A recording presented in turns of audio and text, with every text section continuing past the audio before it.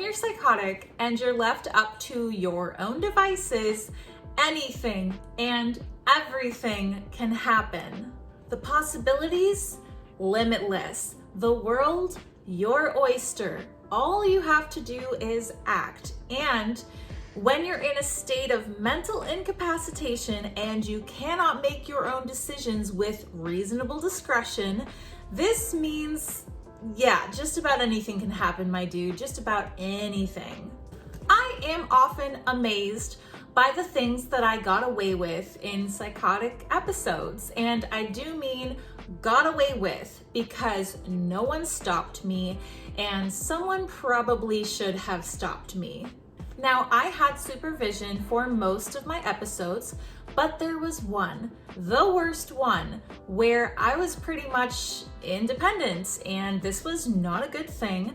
This resulted in some horrible, horrible consequences, but some of these consequences were kind of funny in hindsight, honestly, and looking back, not the worst thing I could have done, just probably not the best idea at the time. You know how people say, you're gonna regret that tattoo? Yeah, so I am one of those. Like, I am the person who regrets their tattoo, but I mean, I don't necessarily regret the tattoo so much as I regret the way I got it, because I got a tattoo in a psychotic episode and it wasn't exactly what I wanted. I actually booked the appointment before I went psychotic, and I had several months leading up to the appointment to go from perfectly sane and normal to batshit crazy.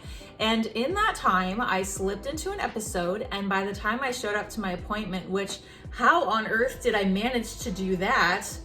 I was completely gone. I was full blown. I was acutely psychotic, floridly psychotic, as they say. And I showed up to this tattoo appointment by some sheer miracle because the ability to keep dates and times is lost upon me in psychosis. I can't believe I even knew what month it was. Somehow, this was so important to me that I would not miss it. So yeah, I actually showed up to a predetermined tattoo appointment, and I didn't exactly get there in the most sensible way. What actually happened is that I had been hanging out with some friends the night before, and we partied until really early in the morning, and I just so happened to remember it's daytime. I'm supposed to be somewhere soon. And I caught a 6 a.m. bus to an island and arrived like way too early. The appointment must have been at, I don't know, like 2 or 3 o'clock, and I showed up at 6:30. So I was a little over prepared that time. I did some really batty stuff to pass the time. I sang to the clouds, and I believe the reasoning behind that was to soak up good energy from the clouds. Like, the clouds were like the face of God or something like that. And God was looking upon me, which was, you know, why I saw clouds. Of course, I was looking at the face of God. And by singing to it, I was honoring it and showing respect and gratitude for the life that this cloud god had bestowed upon me. And in return, I would be showered with good fortune. So that was my logic behind that. And I ended up just singing really random songs that had nonsensical lyrics that I'd made up, just belting it into the sky with like all these people walking past on the sidewalk. No concern, do not give a fuck about what I must appear to them. Just singing for the life of me as loud as I could to get good fortune from the cloud god. Now, the reason I needed good fortune wasn't just because I wanted to be lucky or something like that. It wasn't because I just felt like it or I was feeling good that day and I thought singing would bring upon more happiness to add to whatever joy I was already feeling. No, I was singing with the purpose of trying to save my soul. A lot of things that happen in psychosis, at least for me, come back to trying to save my soul. I always thought that I was in some sort of a state of peril, and the paranoia and persecutory delusions tended to present as someone's going to kidnap you, someone's going to abduct you, demons are after you, like everyone is always after me all the time.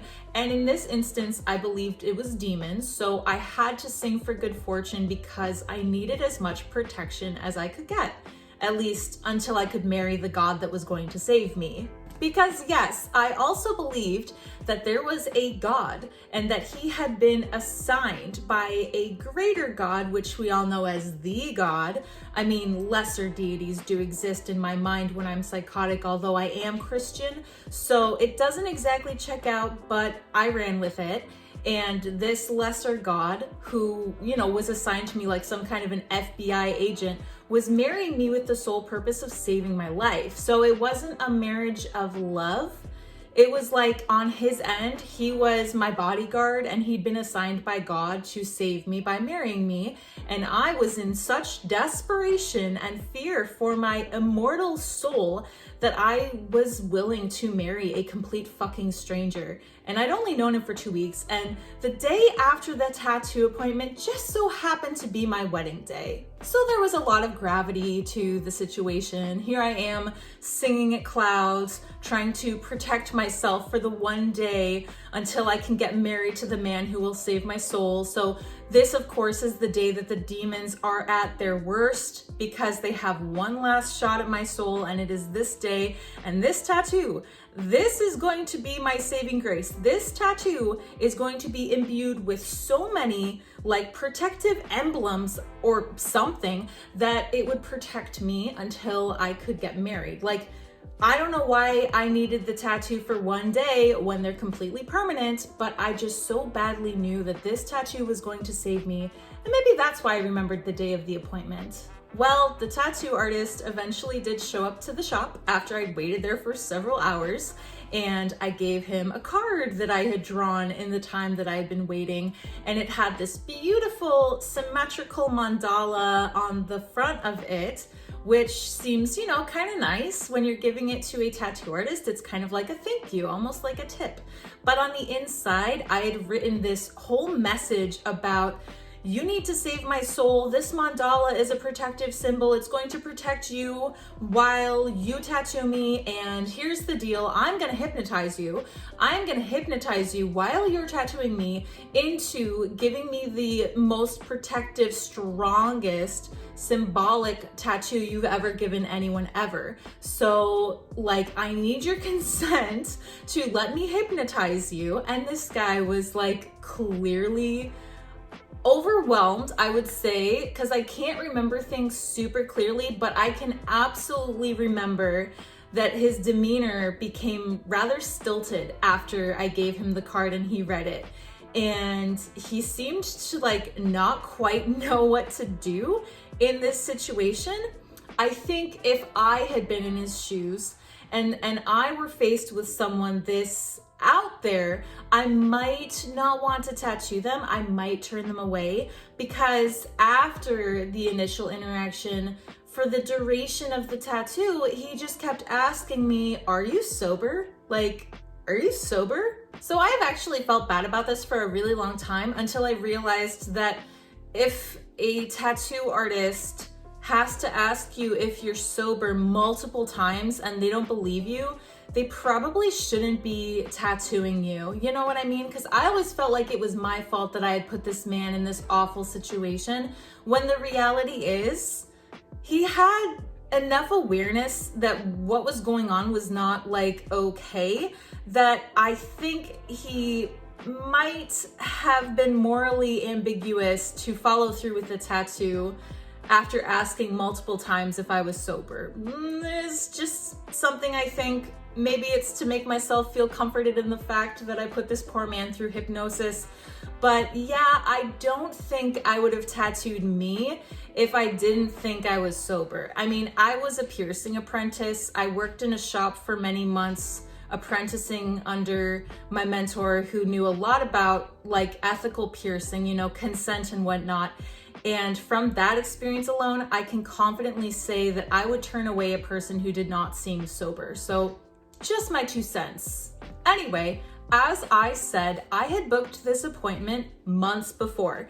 And, you know, that means that I'd already given the idea to this tattoo artist. I had already told him what I wanted.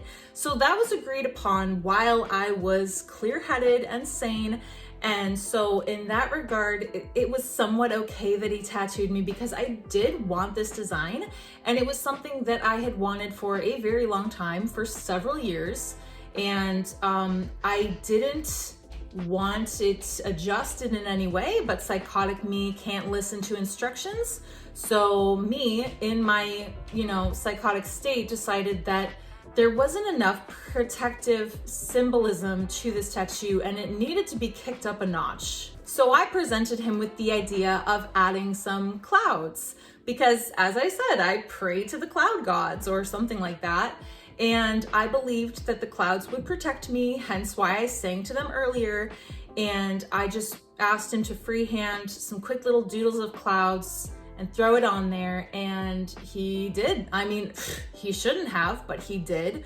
It's not that he shouldn't have because of the state I was in. It's that he shouldn't have because that is such a dick move as a client to say, hey, I know we agreed upon this and you made the stencil and this is like totally last minute, but could you just add even more to it? I mean, I would never do that after, you know, coming out of psychosis, but in psychosis I did, and he ran with it. I later asked if he could add more clouds to the other side and he was like, no. I appreciate that because I didn't actually want clouds. I wanted a very specific design, very simple, no color. I have no color work anywhere else on my body because I don't want color work. I only want black and gray, and it's the only pop of color, and it's only because I was psychotic when I asked for it. I didn't care what the clouds looked like. I only cared that they were purple because that was the strongest healing power, and they had to be, you know, clouds. So yeah, oh boy, I now have permanent clouds that I really, really, really don't want. And it's not necessarily that I don't like them because I'm used to it now. They're on my body. There's nothing I can do about it. So they look cool. I like them. I don't think they look like clouds. I think they look like a blotch of color, but given the circumstances, he wasn't performing under the best conditions. So it's not like he really was giving his all to this tattoo. It's also just a very simple tattoo to begin with. I might as well just get it out of the way. So I have this side that says beautiful, and I have this side that says dreamer, and that's my labyrinth. But the dreamer has clouds because, like I said, I thought they would protect me, and it's not fair to the purpose of the tattoo.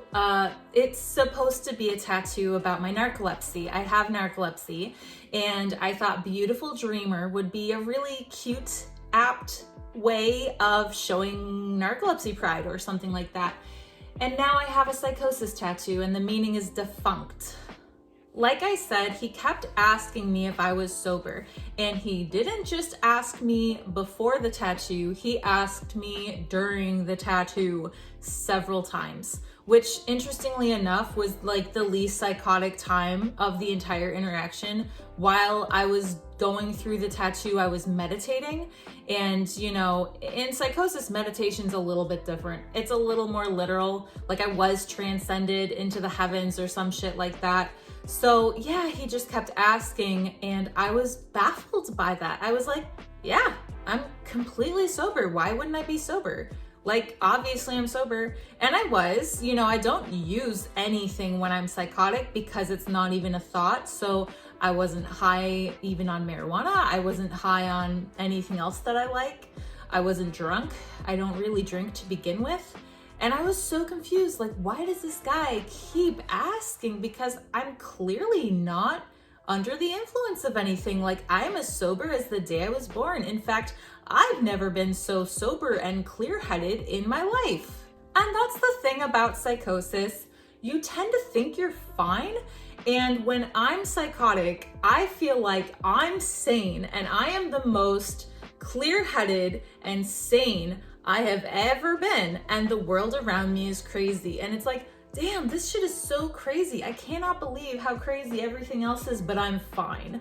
Like, I am the one that's operating with like all gears going, you know. I'm the one who's living rationally in an insane world, not realizing that I am the only thing that's crazy. I am the common denominator in everything that's happening because it's only happening to me. So after getting the tattoo, I paid him generously because another thing I don't know how to do in psychosis is tip. So I tipped him a lot. I like doubled the amount I paid him. I paid him a lot. So I hope that makes up for the awkward experience he had. I have tried to reach out to him since getting the tattoo and I have had no luck. I couldn't find like his email address. I couldn't find a Facebook page or anything of his work. I maybe found the address. I did because I sent a letter. That was the only way I could contact him, and the letter was returned to sender. So I really don't know what was going through that guy's mind. I have no idea what that experience was like for him. I have wondered a lot about it over the years, especially because he is one of few people that could tell something was wrong. And I wish there were more people like that. Not enough people could tell there was something going on with me, and I desperately wish someone had been able to tell that I was psychotic so I could have gotten help sooner, but c'est la vie. I think a large part of it is because the people I hung around were addicts like me.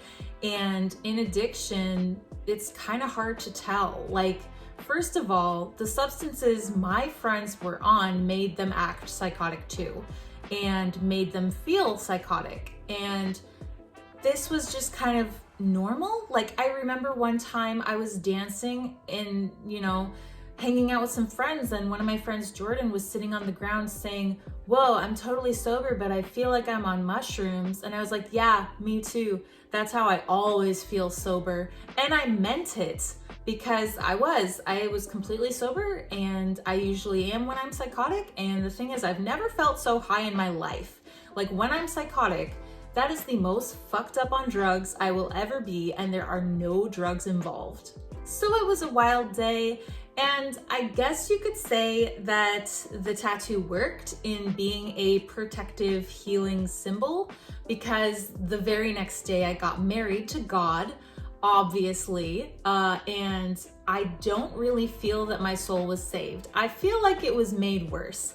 I think that my circumstances were completely devastated after that day forward, but like, I thought it was better. Like, I thought the demons had gone away, and in reality, everything was so much worse. So, wow, that was interesting. I don't understand irony, so I don't know if I would necessarily say that's ironic, but ultimately, I was being chased by demons, and to save my life, I married the most abusive person I've ever met, who destroyed me and completely devastated me and made my life the worst it's ever been. So, but the tattoo worked, at least for a day. I mean, it kept me safe for the one day before I got married. And, you know, I maybe could have just held it out for a whole day, but the demons were right at me, you know, they were like right around the corner. So I needed permanent body ink to like get through one whole day. So yeah, that's one of the things that I got away with in Psychotic that I shouldn't have gotten away with.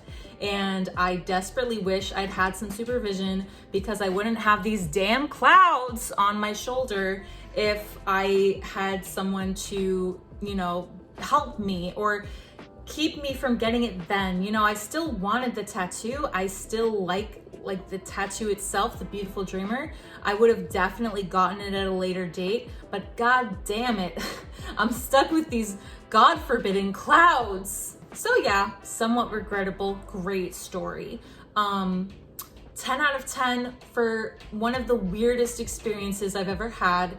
And I really pray to God that I never get a tattoo in those circumstances again, because the decisions you make in psychosis are permanent, and I have the body art to prove it.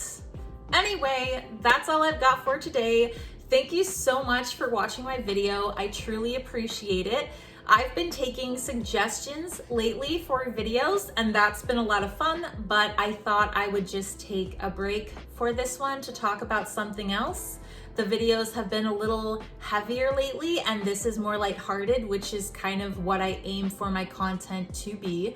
So yeah, if you'd like to suggest a video, please let me know in the comments. If you'd like to subscribe or like or comment at all, I would appreciate that too. It greatly supports my channel, and I make videos every Monday and Thursday. So if you'd like to see more from me, just stick around. There's more coming soon.